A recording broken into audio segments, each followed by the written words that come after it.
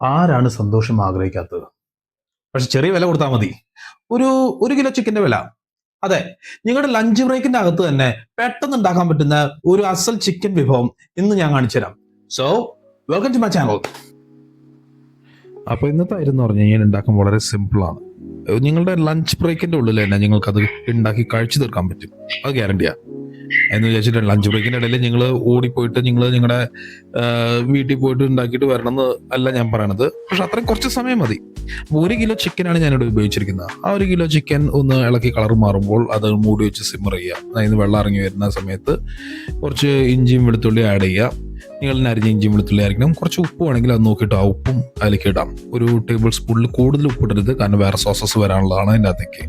പിന്നെ അതിലേക്ക് ഒരു 2 spoon ketchup, 1 spoon chilli sauce and ഒരു 1.5 സ്പൂൺ സോയ സോസും കൂടി ഒഴിച്ചിട്ട്, ഈ വെള്ളം വച്ചതിന് ശേഷം വേണം സോസസ് ഒഴിക്കാൻ.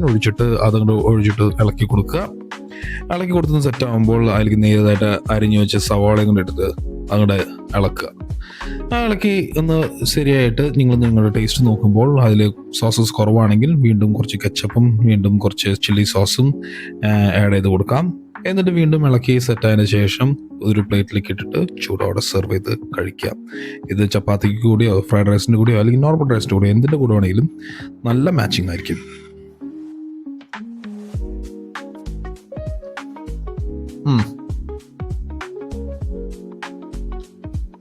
വളരെ നല്ലത്, അടിപൊളി.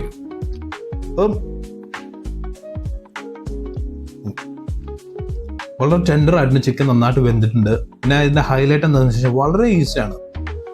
മിനിമം ഇൻഗ്രീഡിയൻസ് മതി. അത്രയ്ക്കും നല്ല സിമ്പിൾ ആയിട്ട് ഉണ്ടാക്കാൻ പറ്റിയ കാര്യമാണ്. നിങ്ങൾക്ക് എല്ലാവർക്കും ട്രൈ ചെയ്യാം. പിന്നെ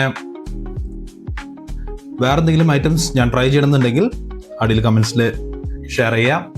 ആൻഡ് ലൈക്ക് ചെയ്യാനും സബ്സ്ക്രൈബ് ചെയ്യാനും മറക്കരുത്. അപ്പോൾ അടുത്ത വീഡിയോ വരെ ഗുഡ് ബൈ.